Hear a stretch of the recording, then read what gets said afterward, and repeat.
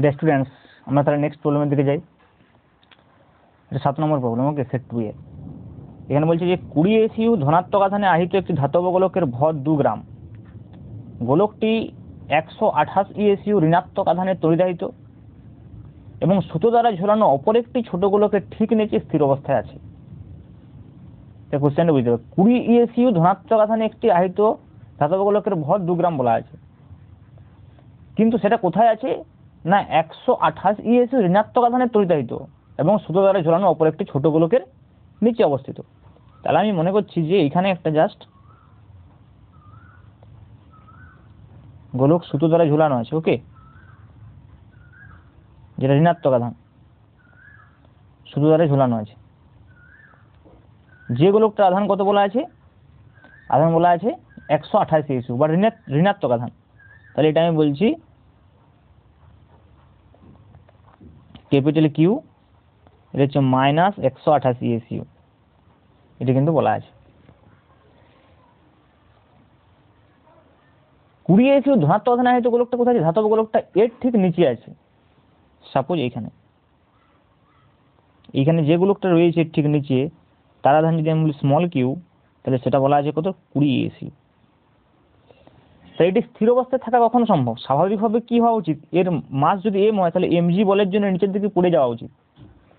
কিন্তু যেহেতু এই মাইনাস এই যে ঝোলানো যে গোলকটা সুতো দ্বারা, সেটা যেহেতু ঋণাত্মক আধান রয়েছে, সে কি করবে? একে অ্যাট্রাক্ট করবে। তাহলে একে কি উপর দিকে অ্যাট্রাক্ট করবে একটা ফোর্স দ্বারা, ইলেকট্রিক ফোর্স, যেটা কুলম্ব ফোর্স আমরা বলতে পারি। তাহলে ইলেকট্রিক ফোর্সটা যদি এমজির সঙ্গে সমান হয় তাহলে এটা স্থির অবস্থায় থাকবে। তাহলে আমি সাম্যাবস্থায় বলতেই পারি যে এফি ইকুয়ালস টু এমজি। তাহলে মেন যেটা ব্যাপার এখানে সেটা হচ্ছে যে সাম্যাবস্থায়, ওকে, সাম্যাবস্থায় এখানে যেটা হবে সেটা হচ্ছে যে F E is equals to MG. এখন এফিটা আমরা কি করে পাবো? এফিটা আমরা পাবো Q1 Q2 by r square. R square কি হবে? দুটো গোলকের মধ্যবর্তী দূরত্ব হবে। তাহলে যদি আর বলি দুটো গোলকের মধ্যবর্তী দূরত্ব, তাহলে এফি কত হবে? আমি সিজিএস পদ্ধতি করবো, সব সিজিএস ইউনিট দেওয়া আছে। ওকে, তাহলে হবে small Q into capital q divided by r square equals to mg. তাহলে এখান থেকে আমাদের কি নির্ণয় করতে হবে? জাস্ট আর, গোলক দুটির কেন্দ্রের মধ্যে দূরত্ব জানতে চেয়েছি। তাহলে আমি বলতে পারি যে R square equals to Q Q by M G, তার মানে R equals to root Q Q by M G. Okay, তাহলে আমি এর মানগুলো বসিয়ে দিই। স্মল কিউ কত রয়েছে? স্মল কিউ রয়েছে 20, capital q 128 divided by mg. M তো বলা হয়েছে 2 গ্রাম আর জি 980। ওকে, তোমরা এই ক্যালকুলেশনটা করলেই এর এক্সাক্ট অ্যান্সারটা পেয়ে যাবে, 1.142 centimetre. Okay, this is a very good problem. Now let's move to the next question. Okay, এই কোশ্চেনটা কি বলছে না, শূন্যস্থানে অনুভূমিক তলে 3টি আধান আছে। Q1 আধানের মান +8 ইএসইউ, Q2 আধানটি Q1 আধানের 5 সেন্টিমিটার উত্তরে আছে। আমি প্রবলেমটা পড়তে ডায়াগ্রামটা বানিয়ে নিই। ওকে, তাহলে আমরা এইভাবে ইস্ট ওয়েস্ট নর্থ সাউথ ডিরেকশনটাকে নিলে, যেটা কনভেনশনাল ডিরেকশন দেওয়া হয় তোমরা জানো, this is east, this is West, okay, this is north and this is south. এবার কি বলছি, আমরা ধরে নিচ্ছি Q2 আধানটাকে বলছি Q1 আধানের 5 সেন্টিমিটার আর Q3টা বলছি Q1 আধানের 8 সেন্টিমিটার। তাহলে Q1টার সাপেক্ষে বলে, তাই আমি ধরে নিচ্ছি যে এর যে অরিজিন সেখানে সাপোজ এখানে Q1টা আছে, এটাও ধরি, যেখানে খুশি ধরা যেতে পারে, এখানে ধরলে আমাদের সুবিধা হবে। তাহলে Q1টাকে আমরা অরিজিনে ধরলাম। তবে Q1টা কত আছে? Q1 হচ্ছে যে, আচ্ছা মানগুলো আমি এখানে না লিখে এখানে লিখে নিই। Q1 সমান হচ্ছে +8 ইএসইউ।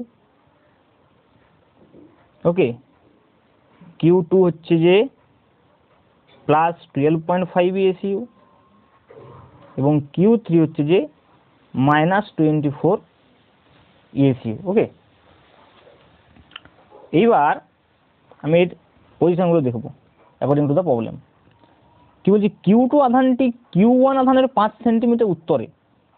ওকে, তাহলে 5 সেন্টিমিটার উত্তরে মানে কোন দিকে হবে? এদিকে হবে, এটা নর্থ।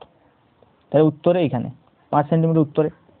তাহলে সাপোজ এটা যদি আমি 5 সেন্টিমিটার বলি, তাহলে এখানে আমার Q2টা রয়েছে, দিস ইজ জাস্ট 5 সেন্টিমিটার। এবারে কি বলছে, Q3 আধান Q1 এর 8 সেন্টিমিটার পূর্বে, তার মানে এরকম কোনো একটা জায়গায়, এইখানে আমি Q3 বলছি, তাহলে এইটা হয়ে যাবে 8 সেন্টিমিটার। ওকে, তাহলে আমাকে জিজ্ঞেস করেছে Q3 আচ্ছা Q1 আধানটির উপর ক্রিয়াশীল বলের মান। Q1 তো -24 দেওয়া আছে, Q3 -24 দেওয়া আছে। আচ্ছা ঠিক আছে, এবার আমাকে Q1 এর উপর ফোর্স নির্ণয় করতে হবে। ওকে, তাহলে Q1 এর উপরে কে কে ফোর্স দেবে, Q2 ফোর্স দেবে আর Q3 ফোর্স দেবে। এখন Q3 দেখা যাচ্ছে নেগেটিভ, Q3 নেগেটিভ, তাহলে Q3 কি করবে, এদিকে একটা অ্যাট্রাকশন ফোর্স দেবে, তাহলে Q3 যেটা দিচ্ছে সেটা আমি F3 বলছি। আর Q2 কি করবে, একটা রিপালসিভ ফোর্স দেবে, দুটো পজিটিভ এদিকে, এটা F2 বলছি। F2 অ্যান্ড F3 যে রেজাল্টেন্ট হবে সেটাই হবে নেট ফোর্স।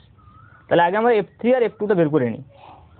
ওকে, তাহলে F3 কত হবে, F3 হবে just Q1 Q3 divide by ওদের দুজনের মধ্যে ডিস্টেন্স r², r13 আমি বলতে পারি, 71 এর মধ্যে ডিস্টেন্স। তাহলে Q1 ইন্টু Q3 মানে 8 ইন্টু 24 ডিভাইড বাই r13 তার স্কোয়ার, তার মানে 8 ইন্টু 8। তাহলে যদি কেটে যায়, সরি, তাহলে যদি কেটে যায় এটা কত হবে 3 জাস্ট, তাহলে এটা আমরা 3 ডাইন পাচ্ছি। ওকে, এইবার নেক্সট F2 দেখি, তাহলে F2 কত হবে, F2 হয়ে যাবে just Q1 Q2 divide by r12 square. তাহলে Q1 Q2 মানে কত, Q1 Q2 তার মানে 8 ইন্টু 12.5 ডিভাইড বাই r² মানে 5 into 5। Okay, so there is a light issue, বুঝতে পারছো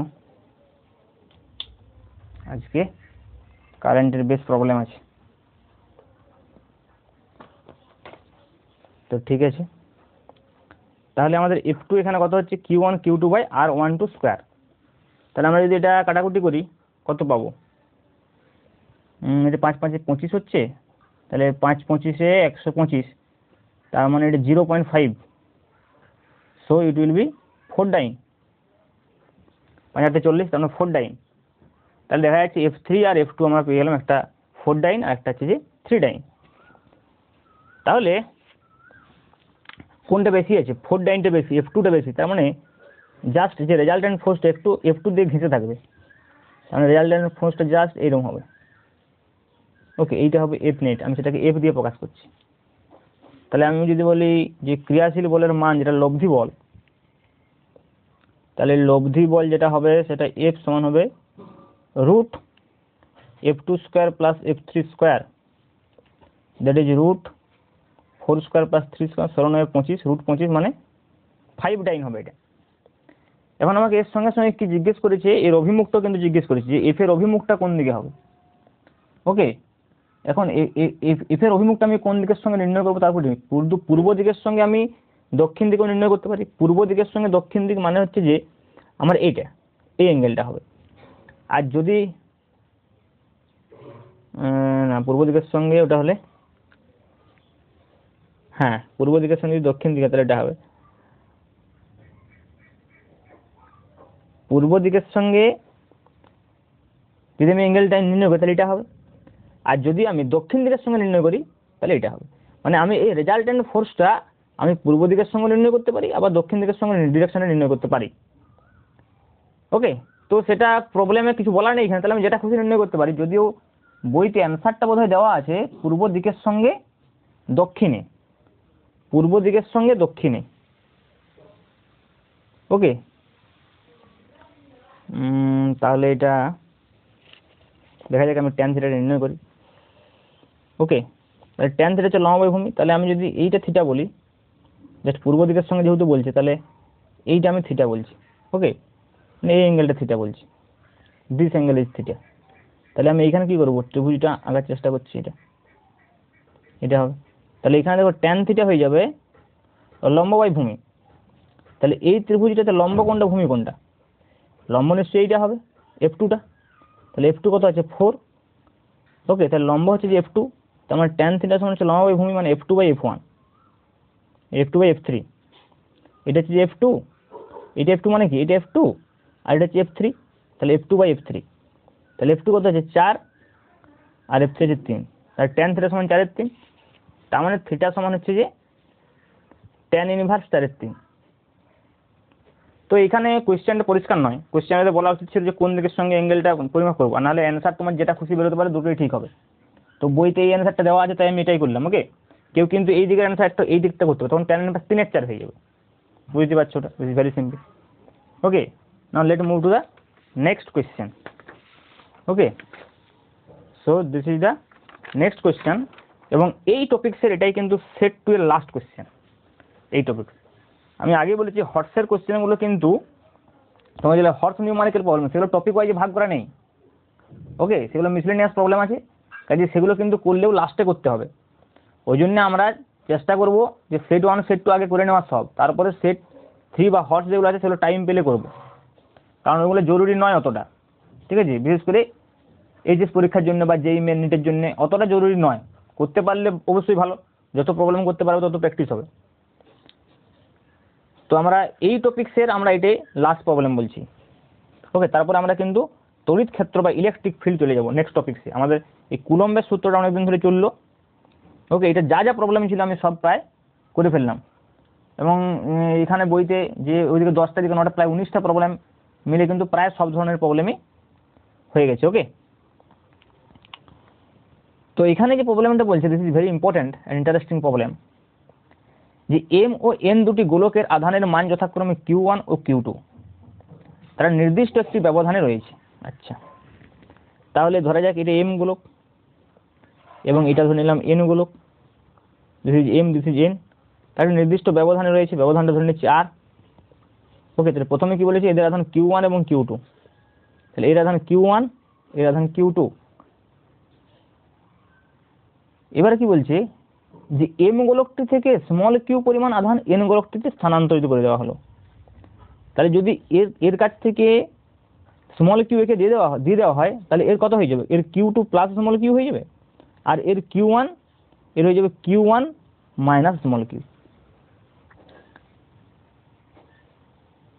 এম ও এন গোলক দুটির পরিবর্তিত আধান কত হলে আধান দুটির মধ্যে ক্রিয়াশীল বল সর্বাধিক হবে।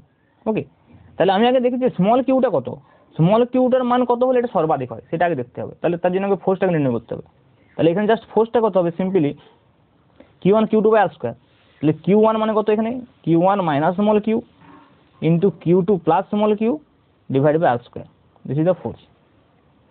ওকে, তাহলে এটা যদি আমি নির্ণয় করি তাহলে এটা হচ্ছে Q1 Q2 plus Q1 small q minus Q2 small q minus Q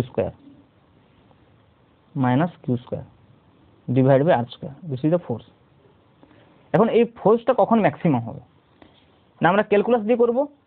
ওই অ্যাকর্ডিং টু ক্যালকুলাস যে ভেরিয়েবলটার সাপেক্ষে যদি ফার্স্ট ডেরিভেটিভ নিই এবং সেটা যদি 0 হয় তাহলে ফোর্সটা ম্যাক্সিমাম বা মিনিমাম। তো এখানে যদি ম্যাক্সিমাম দিই তাহলে ম্যাক্সিমামটি হবে নিশ্চয়ই, তার জন্য যদি সেকেন্ড ডেরিভেটিভ চেক দরকার, কিন্তু আমরা এখানে সেকেন্ড ডেরিভেটিভ চেক করবো না, তার কারণ এখন বলাই আছে সর্বাধিক হবে। তার মানে ফার্স্ট ডেরিভেটিভ 0 মানে সর্বাধিকও হতে পারে বা সর্বনিম্ন হতে পারে, কিন্তু যখন আমাকে সর্বাধিকই নির্ণয় করতে দিয়েছে তার মানে নিশ্চয়ই সর্বাধিকই হবে, তাহলে সেকেন্ড ডেরিভেটিভ চেক করার দরকার নেই। ওকে, তাহলে আমরা ফিজিক্সের ক্ষেত্রে বেশিরভাগ ক্ষেত্রে দেখবে এটাই করতে হয় যে জাস্ট আমরা ফার্স্ট ডেরিভেটিভটা করে দেখে নিই যে কোন পয়েন্টটাতে ম্যাক্সিমাম বা মিনিমামটা হচ্ছে। তাহলে আমি এখানে ভেরিয়েবলকে স্মল কিউ ভেরিয়েবল, স্মল আর কিন্তু ফিক্সড। এখানে আগে আমি একটা ম্যাক্সিমাম মিনিমামের প্রবলেম করেছিলাম, মনে হচ্ছে সেট 1-এ লাস্ট প্রবলেমটা ছিল 11 নম্বর বা 10 নম্বর প্রবলেমটা ছিল। ওকে, তো এখানে কি করবো, ডিএফ বাই ডি কিউ করবো, ডি স্মল কিউ। তাহলে ডিএফ বাই ডি কিউ সমান যদি 0 করা হয় তাহলে ডিএফ বাই ডি কিউটাকে বের করে কত হচ্ছে, তাহলে Q1 Q2 তো 0 হয়ে যাবে। তাহলে এখানে Q1 ইন্টু স্মল কিউ হচ্ছে স্মল কিউ ডেরিভেটিভ 1, তার মানে Q1 minus Q2 into small q derivative 1 আর q square derivative 2Q divide by R square. তাহলে এটা সমান 0 এফ এর ম্যাক্সিমাম বা মিনিমামের জন্য। ওকে, তাহলে এফ ম্যাক্সিমাম মিনিমাম হোক তখনই যদি ডিএফ বাই ডিকিউ 0 হয়। তার মানে কি ultimately Q1 minus Q2 minus 2Q equals to 0, তার মানে Q1 minus Q2 equals to 2Q। So small q equals to কত, Q1 minus Q2 divide by 2। তাহলে স্মল কিউর এই মানটা হতে হবে। তার মানে এই স্মল কিউ যেটা আমি এখান থেকে এখানে নিয়ে গেছি সেই মানটা হতে হবে Q1 মাইনাস Q2/2 যদি হয় তাহলে কিন্তু ফোর্সটা ম্যাক্সিমাম হবে। তাহলে তখন পরিবর্তিত আধানগুলো কত হবে? তাহলে পরিবর্তিত আধান আমি যদি বলি, পরিবর্তিত আধান যেটা আমি ফর এম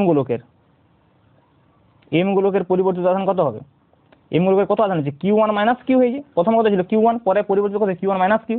তাহলে জাস্ট মানটা বসিয়ে দেবো, তাহলে Q1 মাইনাস Q2/2। তাহলে বিয়োগ করলে কত হবে? Q1 plus Q2/2। সিমিলারলি আমি যখন এন গোলকের বলবো, এন গোলকের, তাহলে এন গোলকের কত হবে? Q2 প্লাস কিউ, তাহলে Q2 plus Q1 minus Q2/2, that will be also Q1 plus Q2/2। তাহলে দেখা যাচ্ছে পরিবর্তিত আধানগুলো কত হবে? Q1 প্লাস Q2/2 করে, তখন ফোর্সটা কি হবে? সর্বোচ্চ হবে, ম্যাক্সিমাম ফোর্স হবে। ওকে, তো এখানে এই কয়েকটা প্রবলেমই ছিল।